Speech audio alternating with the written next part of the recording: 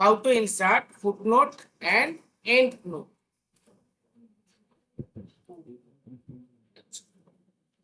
Suppose এখানে আমি একটা নোটস তৈরি করেছি কম্পিউটার হার্ডওয়্যারের উপরে, সেক্ষেত্রে আমরা ফুটনোট বা এন্ড নোট তৈরি করব। ফুট কথাটার মানে পেজের নিচের অংশে, আর এন্ড নোট কথাটার মানে একেবারে ডকুমেন্টের শেষে। বুঝা গেছে? যে কোনো পেজের শেষে যদি আমরা নোট তৈরি করি তাহলে সেটা ফুট নোট হবে, আর যদি আমরা একেবারে ডকুমেন্টের শেষে যদি কোনো নোট তৈরি করি তাহলে সেটা হবে এন্ড নোট। এটা আমরা তৈরি করব কিভাবে? আমরা বিভিন্ন ভালো ভালো বা বড় বইতে তোমরা দেখবে ঠিক এইখানটাতে এনবি বলে একটা নোটস দেন, ছোট ছোট করে লেখা থাকে যে কোনো বিষয় সম্পর্কে। ধরো এই পেজের কোনো একটা বিষয় সম্পর্কে কিছু extra information as a note আকারে আমরা ফুট নোটে বা এন্ড নোটে ইনসার্ট করতে পারি। এখানে একটা টপিক আছে কিবোর্ড। কিবোর্ড এই শব্দটার পাশে আমি কার্সারটা রাখলাম, এটা সম্পর্কে আরেকটা নোট তৈরি করব। References insert footnote.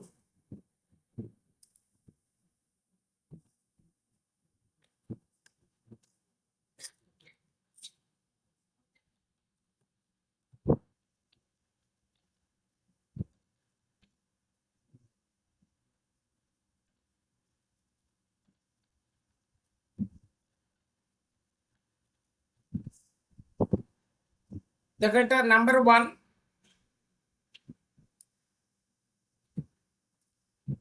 এখানে নাম্বার 1 আছে।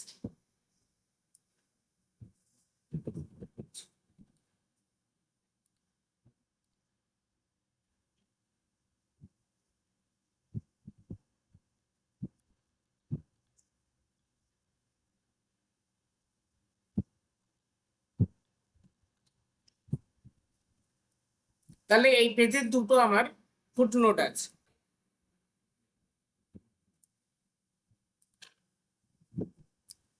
নেক্সট পেজে another footnote.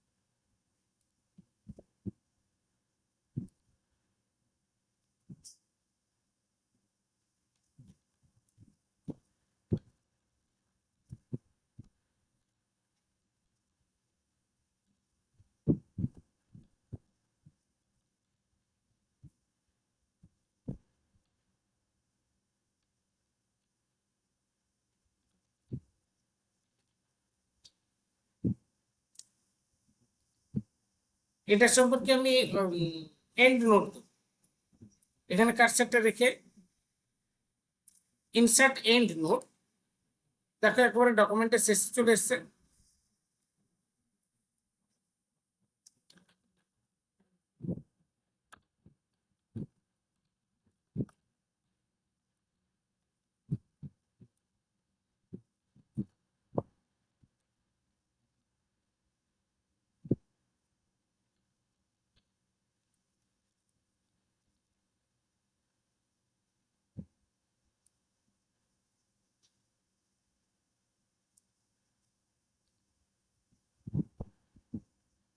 Again and note.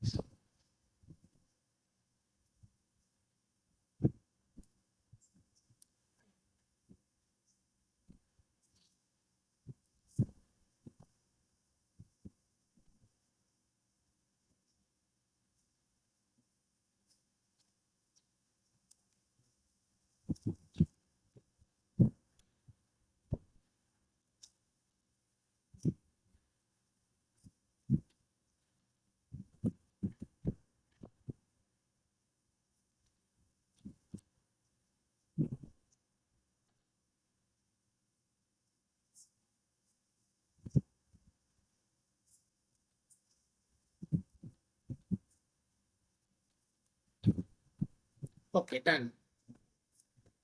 এবারে দেখো, ফুটনোট আর এন্ডনোট আমার কমপ্লিট হয়ে গেছে। এবারে যখন ইউজ করব, দেখো এখানে 1 2 আছে। যখন আমি 1 যেখানটা আছে কিবোর্ড, এই 1 যেখানটা লেখা আছে, যখনই আমি এর কাছে নিয়ে যাবো, দেখো মাউসটাকে, দেখো ফুটনোটে যেটা সরি, ফুটনোটে যেটা লেখা আছে সেটাই দেখো এখানে বেলুন আকারে শো করছে। এটা যদি অনেক বড় নোট হয়, ধরো এটা 200 পেজের নোটস আছে, ফুট নোটের ক্ষেত্রে ঠিক আছে। এন্ড নোটের ক্ষেত্রে, এন্ড নোটে যেগুলো আছে, তাহলে আমাকে এই বিষয় সম্পর্কে কি ইনফরমেশন আছে আমাকে লাস্ট পেজে যেতে হবে। ধর এখানে 1 তো আছে, কিন্তু এটা সম্পর্কে কি মেসেজ আছে, কি নোট আছে, আমি দেখবো কি করে? তাহলে আমাকে একবারে 200 নম্বর পেজে গিয়ে দেখতে হবে না। দেখো এখানেই বসে আমি কার্সারটা নিয়ে গেলেই ও বলে দিচ্ছে যে নোটে কি লেখা আছে, সেটা ফুটনোট হোক বা এন্ড নোট, যেটাই হোক। দেখো এইখানটা আছে কি, এটা হচ্ছে এন্ড নোট। ওর এন্ড নোটে কি লেখা আছে সেটা এখানে। তাহলে আমাকে একবার শেষ পর্যন্ত যেতে হবে না, এখানে বসেই আমি বলে দেবো যে ওখানটাতে কি লেখা আছে।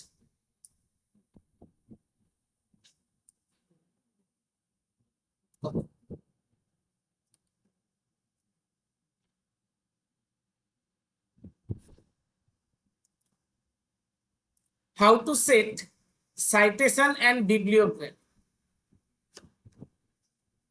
আমি এই নোটসটা বানিয়েছি নিজে থেকে, ধরে নিলাম, হ্যাঁ। তো এই নোটসটা বানানোর সময় আমি বিভিন্ন বড় বড় আরো লেখকের তার বইয়ের থেকে কিছু সেন্টেন্স বা কিছু বাক্য সেখান থেকে কপি করেছি। না, বোঝা গেল? আমরা বইতে দেখি না, কোন একজন লেখক তার বইতে লেখার সময় অন্য কোনো লেখকের বইয়ের কোনো সেন্টেন্সকে রেফারেন্স হিসাবে ইউজ করে। তো সেই যে রেফারেন্স, আমি ধরে নিলাম যে এই শব্দটা আমি অন্য কোনো লেখকের বই থেকে কপি করেছি। তো সেক্ষেত্রে আমাকে সাইটেশন ইনসার্ট করতে হবে। উইথাউট সাইটেশন আমরা এটা লিখতে পারি না বা কপি করতে পারি না, সেটা ইললিগেল। সেটা ইললিগেল, কারণ প্রায় সমস্ত বইতে কপিরাইট থাকে। তুমি অন্য অন্য কোনো বইয়ের কোনো সেন্টেন্সকে এখানে তুমি হুবহু লিখতে পারো, লিখলেই কিন্তু সেটা ইললিগাল সিস্টেম হয়ে যাবে। সেক্ষেত্রে আমরা সাইটেশন ইনসার্ট করলে সেটা লিগালাইজ হয়ে যাবে, যে আমি এটা তো ধার করেছি, আমি বলেই দিচ্ছি যে এখানে যদি আমি এখানে সোর্স দিয়ে দিই, এখানে যদি সোর্স ইনফরমেশন দিয়ে দিই, তাহলে এটা বোঝাই যাবে যে অন্য লেখকের এই সেন্টেন্সটা যেটা আমি এখানে কপি করে পেস্ট করেছি। রেফারেন্স শেষে আসবে, citation, insert citation, add new source. এখানে আগে কারসারটা রাখতে হবে। References, insert citation, add new source. বলছে টাইপ অফ সোর্স কি কি হতে পারে। দেখো, বুক হতে পারে, কোনো বই হতে পারে, বইয়ের কোনো সেকশন হতে পারে বা কোনো অংশ হতে পারে, কোনো আর্টিকেল হতে পারে বা রিপোর্ট হতে পারে, কোনো ওয়েবসাইট হতে পারে, বা আর্ট বা সাউন্ড, ফিল্ম, ইন্টারভিউ, মিসলেনিয়াস। এগুলোর মধ্যে কোনো একটা সোর্স হতে পারে। আমি বইটা নিয়ে বুক নিয়ে নিলাম, কোন ল্যাঙ্গুয়েজে? ইংলিশ ইন্ডিয়া, অথারকে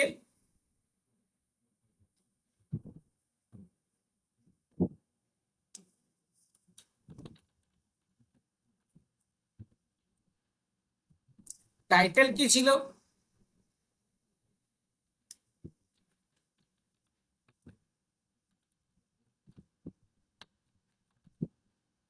কোন সালে পাবলিশড হয়েছিল?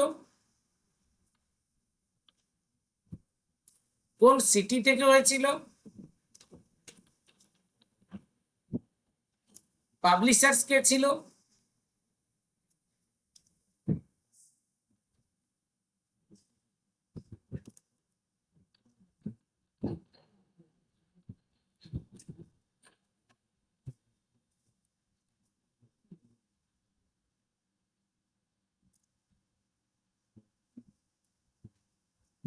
দেখো এই ক্ষেত্রে এখানে একটা বলছে শো অল বিবলিওগ্রাফি ফিল্ডস, এখানে একটা অপশন আছে, চেক বক্স আছে, বাট আমি একটা অ্যাক্টিভ করলাম না, বাট ওকে করে দিই। এখানে দেখো যতগুলো ফিল্ড ছিল সবগুলো কি এখানে শো করছে? হয়নি, কারণ ওটাকে অ্যাক্টিভ করে দিই। ওকে, এটা একটা হয়ে গেল।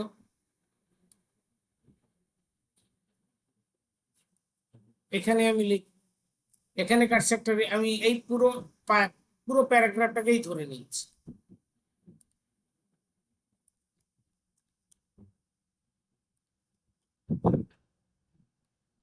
এখানে কারসেক্টে রেখে again references, citation, add new source. যদি সেম বুক সেম সোর্স হয় তাহলে এটা সিলেক্ট করলেই হবে।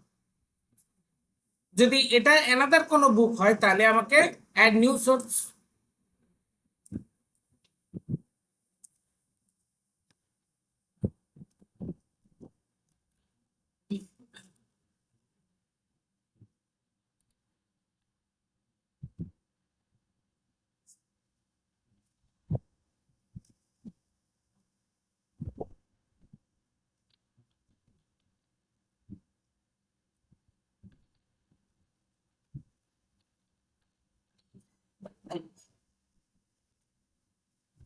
কোন সালে পাবলিশড হয়েছিল? সিটি কোথায় ছিল? পাবলিশার্স,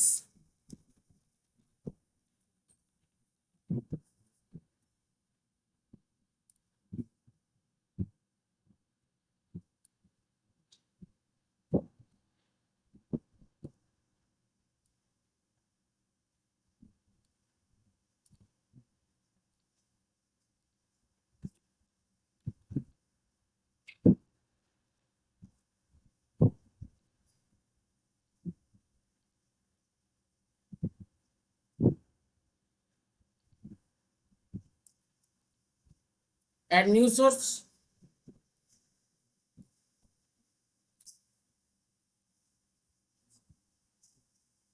আমি একটা ওয়েবসাইট নিয়ে নিচ্ছি, এর অথারকে,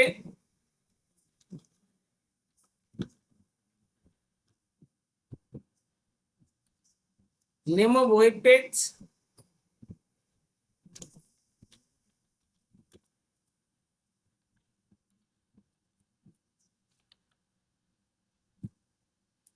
name of website,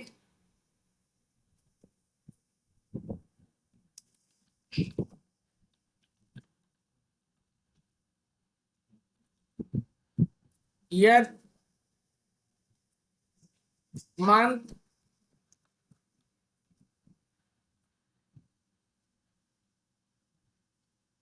day, URL.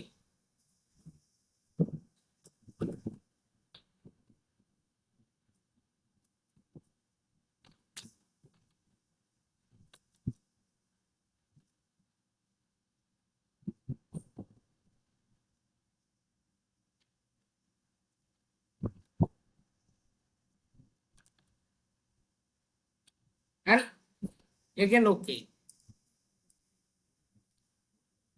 এটা হয়ে গেল। তো এভাবে আমরা যতগুলো আমাদের এইরকম সোর্স থাকবে আমরা সবগুলো ক্ষেত্রে সাইটেশন ইনসার্ট করব। অ্যান্ড ফাইনালি একেবারে ডকুমেন্টের শেষে এসে কারসারটা রেখে আমরা বিবলিওগ্রাফি ইনসার্ট, এখানে কারসারটা রাখলাম। বিবলিওগ্রাফি এখানে কয়েকটা টাইপ আছে, দেখো এটা একটা রেফারেন্স হিসাবে, বিবলিওগ্রাফি হিসাবে বা ওয়ার্ক সাইটেড হিসাবে আমি বিবলিওগ্রাফি নিচ্ছি।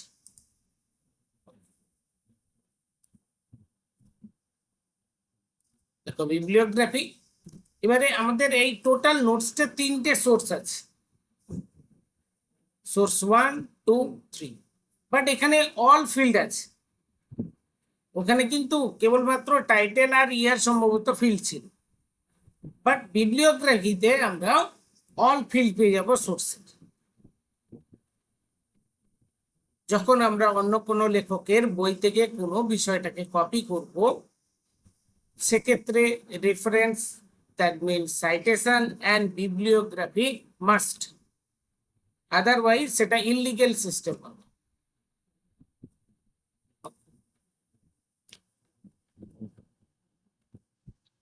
Next, how to insert caption in object.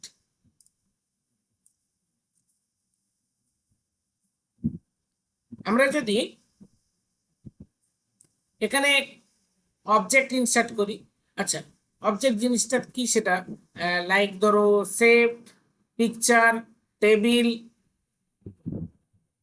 Equation, all are the objects. আমরা এখানে অবজেক্ট ইনসার্ট করব, আর সেটাতে কিভাবে ক্যাপশন ইনসার্ট করব সেটা আমি দেখি। এটা কিবোর্ড, আমি এখানটা একটা পিকচার ইনসার্ট করব, কার্সারটা রেখে ইনসার্ট আমরা করতে পারি পিকচার্স।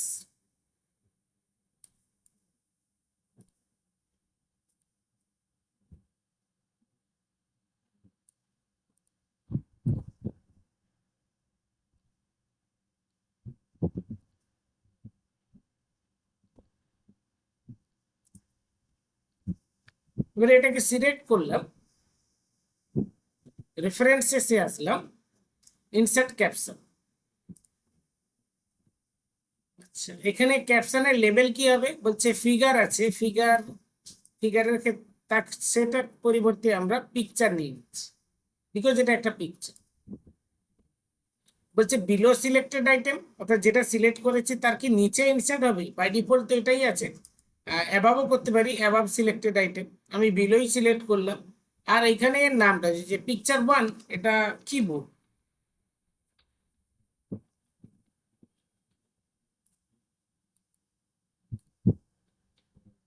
এটার বলে এর ক্যাপশন। একটা পিকচার ইনসার্ট করলাম,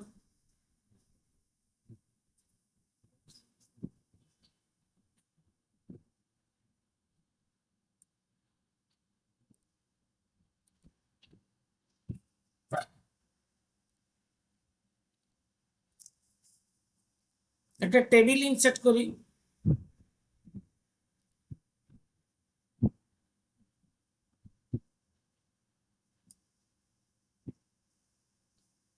টেবিল সিলেক্ট করে এখানে রেফারেন্সেস, ইনসার্ট ক্যাপশন। এক্ষেত্রে পিকচার নয়, আমরা নেব টেবিল, বিলো সিলেক্টেড আইটেম,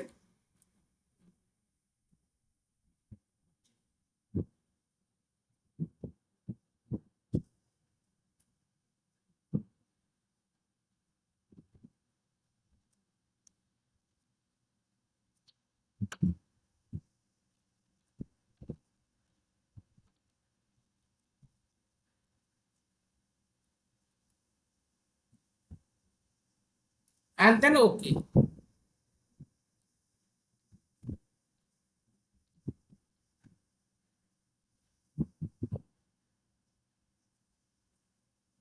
এখানে একটা শেপ ইনসার্ট করি, শেপ নিলাম,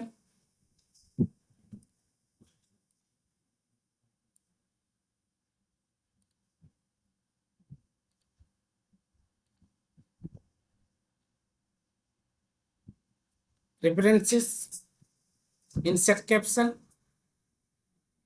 এখান থেকে টেবিলের পরিবর্তে আমরা শেপ নেব।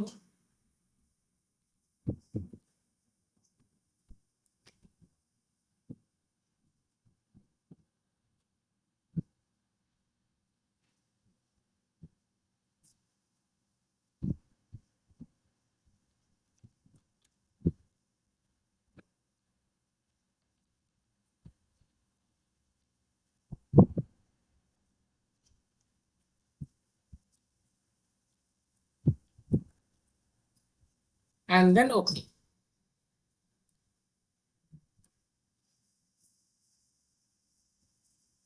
এইভাবে আমরা বানানোর পর একেবারে শেষে কার্সারটা রেখে ইনসার্ট টেবিল অফ ফিগারস, ওই অল আর দ্য ফিগারস যেগুলো আমরা ইনসার্ট করেছি ক্যাপশন হিসেবে, অল আর দ্য ফিগারস তার একটা টেবিল আমরা এখানে তৈরি করব। যেখানে ইনসার্ট করব কার্সারটা রেখে ইনসার্ট টেবিল অফ ফিগারস। এখানে ফরম্যাট অনেক ধরনের আছে, আমি এখানে ক্লাসিক টাইপের নিয়ে নিচ্ছি, ক্লাসিকটা। আর এখানে কিসের বানাবো, এখানে সমস্ত সেই লেভেলগুলো আছে। আমি অ্যাট ফার্স্ট পিকচার নিয়ে নিলাম, আর এখান থেকে একটা ট্যাব লিডার দিয়ে দিতে চাইছি। দেখো এখানে ডট ডেটেড আসবে একটা, এই যে ডট ডেটেড, এটাকে লিডার বলো, অ্যান্ড দেন ওকে। পিকচার একটাই ছিল তাই একটাই এসছে। এগেন এখান থেকে ক্লাসিক নিলাম, এখান থেকে পিকচার সেভ নিয়ে নিচ্ছি বা টেবিল নিয়ে নিচ্ছি, এন্ড একটা লিডার নিয়ে এন্ড ওকে। এগেন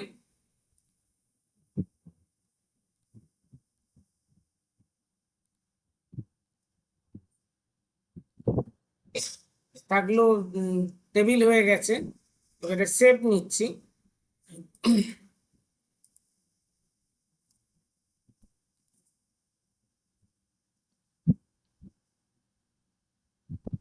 এবারে দেখো, যখন আমি এই টেবিল অফ ফিগারের যে 3 নম্বরের মনিটর আছে, আমি এখানে যেতে চাই ডিরেক্টলি। এখান থেকে আমরা কন্ট্রোলটাকে হোল্ড করলাম, জাস্ট এর উপরে ক্লিক করলাম, মানে লিঙ্ক হয়ে গেছে। এটা দিয়ে টেবিলে কন্ট্রোল হোল্ড, দেখো তুমি। এবারে পরবর্তীকালে যদি এগেন আমাদের কোনো ক্যাপশন তৈরি করতে হয়, ধর এখানে কার্সারটা রেখে আমি এনাদের একটা পিকচার ইনসার্ট করছি, এটা ইনসার্ট করলাম।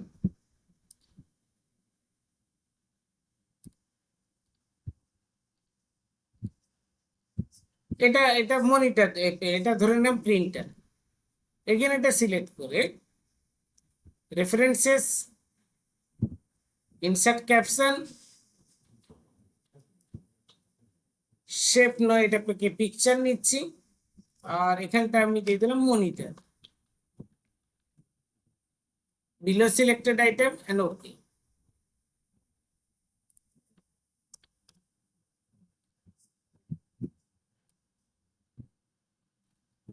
এই পার্টটা কিন্তু এখানে আপডেটেড নয়, ওটা একটা পিকচার ছিল।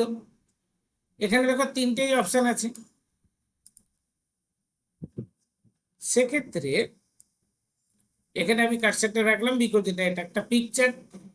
পিকচার সিলেক্ট করে update table, update enter table and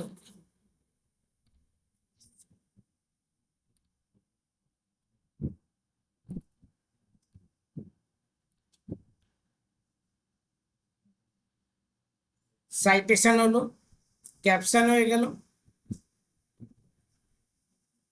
insert table হয়ে গেল, and update table of table figures.